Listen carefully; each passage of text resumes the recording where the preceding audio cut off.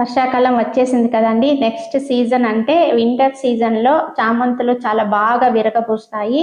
మన గార్డెన్‌లో ఎక్కువ ఈ చామంతులు విరగపూయాలంటే ఇప్పుడే మన మొక్కలనైతే నాటేసుకోవాలండి. నేను ఎలాంటి మొక్కలైతే పెట్టుకుంటున్నానో ఆ మొక్కలు బాగా ఎదగాలంటే ఎలాంటి కేర్ తీసుకుంటున్నాను, ఎలాంటి టిప్స్ ఫాలో అవుతున్నాను అనేది మీతో ఇవాళ షేర్ చేసుకుంటున్నానండి. వీడియో స్కిప్ చేయకుండా చివరి వరకు చూడండి. అప్పుడే మీకు నేను ఎలాంటి టిప్స్ ఫాలో అవుతున్నాను అనేది అర్థమవుతుందండి. నమస్తే, నేను Vani. Welcome back to my channel gardening with Vani. Last year మనం పెట్టుకున్న చామంతి మొక్కలు కనుక ఉంటే వాటి నుంచే కటింగ్స్ ద్వారా మనము కొత్త మొక్కలను అయితే తయారు చేసుకోవచ్చండి. దానికి కూడా మనకి ఇప్పుడు కరెక్ట్ టైం అన్నమాట.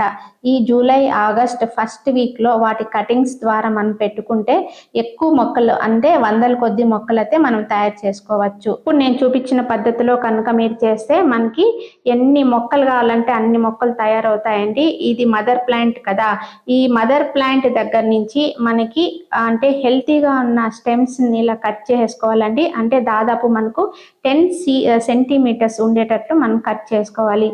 మీ దగ్గర ఎన్ని మొక్కలు ఉంటే అన్ని కొమ్మలు తీసుకొని ఇలా ఎన్ని మొక్కలు కావాలనుకుంటే అన్ని పీసెస్గా కట్ చేసుకొని మనము మొక్కలను అయితే నాటేసుకోవాలండి. మనకి కొన్ని ఇష్టమైన కలర్స్ ఉంటాయి కదండి, ఆ కలర్స్ కటింగ్స్ అన్ని ఇప్పుడు పెట్టేసుకున్నాం అనుకోండి, చక్కగా అవి సీజన్కి నాటేసుకుంటాయి. ఇలా కట్ చేసుకున్న ఈ స్టెమ్స్ని మనము అలోవెరా జెల్లో కూడా రూటింగ్ హార్మోన్గా బాగా యూజ్ అవుతుంది. అందులో గుచ్చి కూడా పెట్టవచ్చు. లేకపోతే మనకి సాఫ్ ఫంగిసైడ్ అండి, ఫంగిసైడ్ వాటర్లో పెట్టేసినా కూడా మనకి గ్రో అవుతా అయిపోతుంది. కాబట్టి మనము ఈ స్టెమ్స్ మనకి దాదాపు 10 సెంటీమీటర్స్ ఉండేటట్లు మనము కట్ చేసేసుకోవాలి. అంటే మనకి సీజన్ వచ్చేసరికి చక్కగా మనకి బుట్ట చామంతి అనేది బుషిగా తయారవుతుందండి. మనము ఈ కటింగ్స్ పెట్టుకోవాలంటే ఇలాంటి చిన్న చిన్న కంటైనర్స్ సరిపోతాయండి. ఎందుకంటే మనకి ఇవి సీజనల్ ప్లాంట్స్ కాబట్టి ఈ సీజన్ వరకే కాబట్టి మనము ఇలాంటి చిన్న చిన్న కంటైనర్స్ లో పెట్టేసుకొని తర్వాత మొక్క కొద్దిగా గ్రో అయిన తర్వాత మనము రీపాట్ చేసుకోవచ్చు. మొక్క కొద్దిగా పెరిగిన తర్వాత పైన ఇట్లా టిప్స్ అనేది కొద్దిగా మనం గిచ్చేస్తూ ఉన్నాం అనుకోండి, అంటే గిల్లేస్తూ ఉన్నాం అనుకోండి, మొక్క అనేది చాలా బుషిగా తయారవుతుంది. బుషిగా ఉండడం వల్ల మనకి మొగ్గలు ఎక్కువ వచ్చి పూలు ఎక్కువ వచ్చేదానికి అవకాశం ఉంటుంది. దానికి కావాల్సింది ఏమంటే మట్టి మిశ్రమం అండి. ఈ మట్టి మిశ్రమంలో మనము ప్లాంట్స్ ని నాటేసుకున్నామంటే చాలా హెల్తీగా చక్కగా గ్రో అయిపోతాయి. కాబట్టి మనకి సాయిల్ మిక్స్ తయారు చేసుకోవడానికి ముఖ్యంగా కావాల్సింది ఏమంటే గార్డెన్ సాయిల్ అండి. అది ఓల్డ్ అయినా కూడా మనకి యూస్ఫుల్ అనమాట. బూడిదండి, ఇది ఫంగిసైడ్ పెస్టిసైడ్ కాబట్టి బూడిద యూస్ చేస్తున్నాను. తర్వాత పశువుల ఎరువు అండి, ఇది ఎంత పాతది అవుతే అంత మంచిది అనమాట. ఈ మట్టి మాత్రం చాలా ఓల్డ్దే నేను యూస్ చేస్తున్నాను, ఎందుకంటే సమ్మర్ లో బాగా ఎండబెట్టాను. ఇది రైస్ పొట్ అండి. ఈ రైస్ పొట్ అనేది మనకి మట్టి అనేది చాలా గుల్లగా ఉండడానికి యూజ్ అవుతుంది.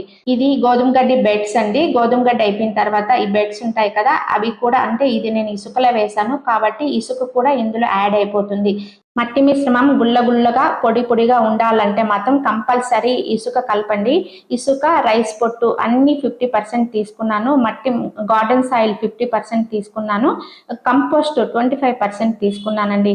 తర్వాత నేను ఇందులో మెటా పవర్ కలుపుతున్నానండి. ఇది చీమలు పురుగులు రాకుండా కలుపుతున్నాను. ఇవి కాకుండా మనము జీవన ఎరువులు ఉంటాయి కదండి, ట్రైకోఫోడర్, సుడామోనాస్, ఇవన్నీ కూడా నేను ఆల్రెడీ మట్టిలో యాడ్ చేసి పెట్టి ఉన్నాను.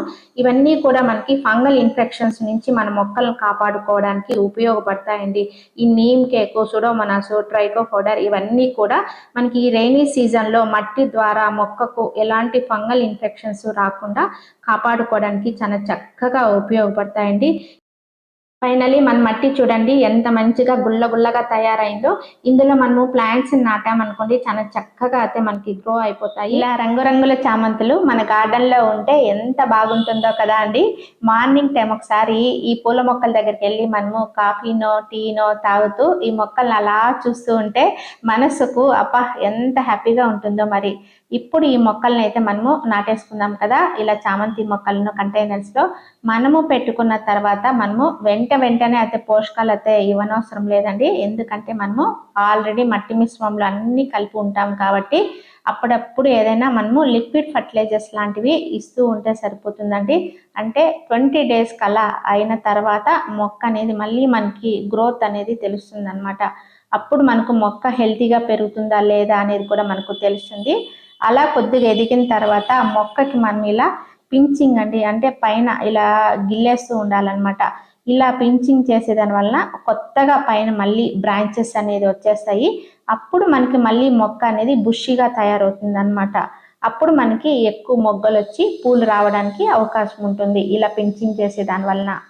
చెట్టు నిండా పూలు పూయడానికి మనము ఎన్నిసార్లు పించింగ్ చేసుకోవాలి అనేది ప్రీవియస్ వీడియోస్లో అయితే ఉన్నాయండి, వీళ్ళైతే చూడండి. ఇలా ఏదైనా మొక్క మనము కొత్తగా ట్రాన్స్ప్లాంట్ అంటే వేరే పాట్స్లోకి ఇలా ట్రాన్స్ప్లాంట్ చేసేటప్పుడు ఈవినింగ్ టైం అయితే బెస్ట్ అండి. ఎండలో అయితే అలా మనము మార్చకూడదు.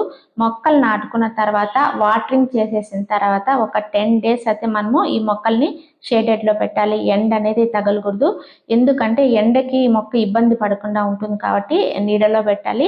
సర్వే అవుతుంది అనమాట. అప్పుడు దాంతో పాటు మొక్కను నాటుకున్న తర్వాత మనము ఎప్సమ్ సాల్ట్ కలుపుకున్న వాటర్ని స్ప్రే చేయడం వలన ఆ మొక్క ఆల్రెడీ షాక్కి గురై ఉంటుంది కాబట్టి అది మళ్ళీ రీఫ్రెష్ అయిపోతుంది అనమాట, షాక్లో నుంచి తేరుకుంటుంది.